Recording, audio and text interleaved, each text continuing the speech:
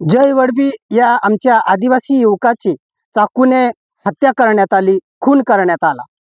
या खुनाचा आरोपीचा फोटो शिवसेना शिंदे गटाचे आमदार चंद्रकांत बटेसिंग रघुवंशी यांच्यासोबत, याच्यापूर्वी जो मोहित राजपूत नावाच्या युवकाचा खून झाला त्या आरोपीचा फोटो या चंदूबाईसोबत, या नंदुरबार जिल्ह्यामध्ये जे काही खुनाचे गुन्हे होत आहे त्या खुनाच्या गुन्ह्याच्या संबंधित सर्वच आरोपींचे फोटो हे चंदूबाईसोबत सापडत आहेत आणि तशा पोस्ट व्हायरल होत आहेत।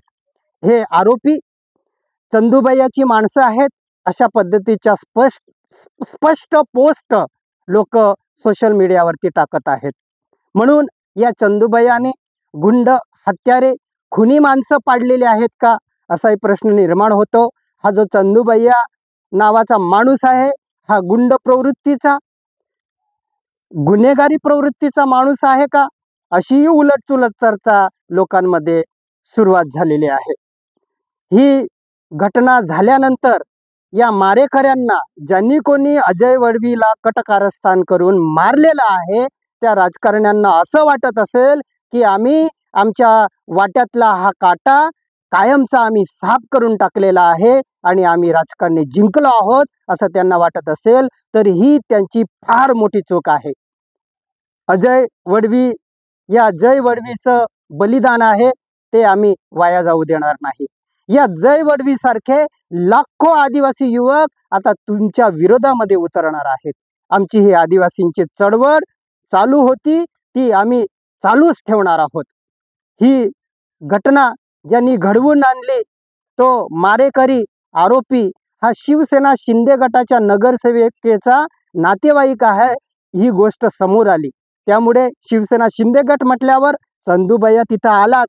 त्यामुळे या आरोपीला वाचवण्यासाठी यांनी काय काम केलं याचीही सखोल चौकशी होणं गरजेचं आहे। कारण की या आरोपीला वाचवण्यासाठी त्यांच्या घरातील काही लोकांना काही वेळ नोटंकी केली, मंगळसूत्र चोरीला गेलं, चाकू मारायला आले, अशा पद्धतीचे खोटे आरोप त्यांनी केले। म्हणून या प्रकरणामध्ये या चंदूबाईची कॉल रेकॉर्डिंग व SIT मार्फत चौकशी झाली पाहिजे अशी मागणी आम्ही आदिवासी संघटनांतर्फे करीत आहोत। जय वडवीची हत्या ही फक्त एका आदिवासी युवकाची हत्या नसून ही संपूर्ण आदिवासी समाजाची हत्या यांनी केलेली आहे। कारण की जो आदिवासींच्या बाबतीमध्ये आवाज उठवेल त्याला पूर्णपणे संपवण्याचं काम या राजकारणी पुढाऱ्यांनी हे करत आहेत। म्हणून आमची ही काय यांनी काही जरी केलं तरी आमचं हे काम आम्ही कदापि थांबवणार नाही आहोत। जय वडवीची हत्या ही पूर्वनियोजित कट होता, पूर्वनियोजित कटकारस्थान होतं, षडयंत्र होतं। हे CCTV कॅमेरामध्ये जो काही व्हिडिओ समोर आला त्याच्यावरून लक्षात येतं। आरोपी सुरुवातीपासूनच गाडीमध्ये चाकू घेऊन फिरत होता, तो मारण्याच्या उद्देशानेच तो तिथं आला होता आणि एका पोलिसाच्या समोर त्यांनी आमच्या जय वडवीची हत्या केलेली आहे। तो पोलीस बघ्याची भूमिका बजावत होता म्हणून पोलिसांवरती आमची शंका येते।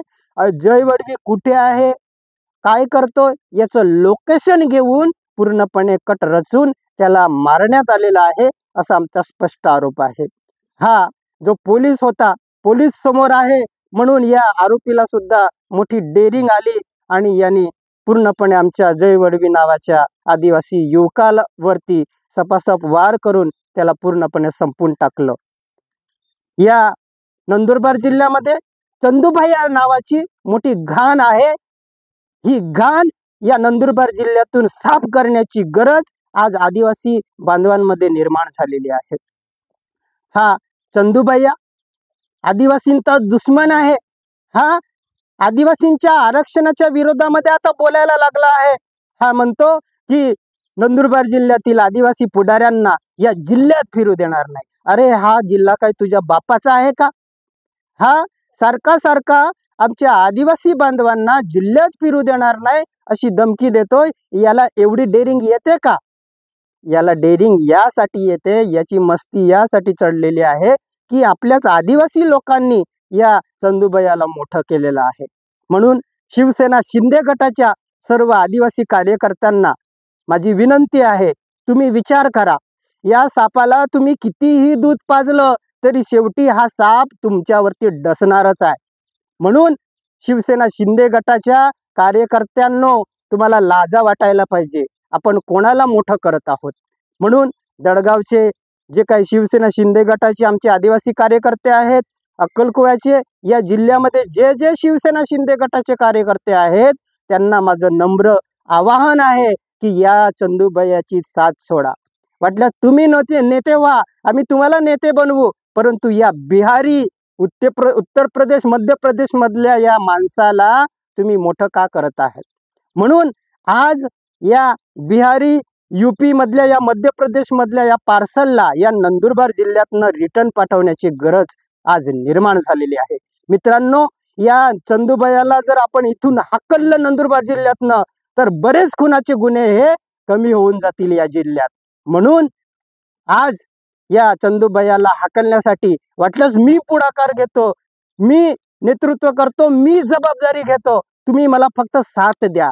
या चंदूभैयाला आपण एका मिनिटात या जिल्ह्यातून याच्या यूपी बिहार मध्ये हाकलून देऊ शकतो. फक्त आपली एकजूट होणं गरजेचं आहे.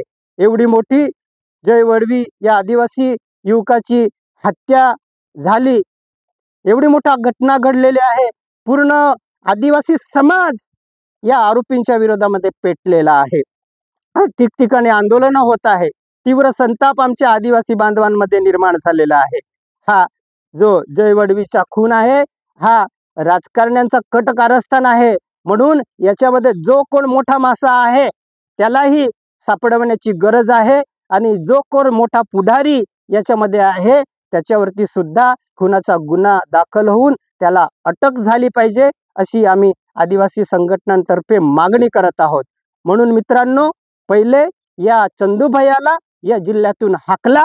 म्हणून मी तुम्हाला म्हणतो, चंदूभैया हटाओ, नंदुरबार जिल्हा के युवा आदिवासी बचाओ. जय बिरसा, जय आदिवासी.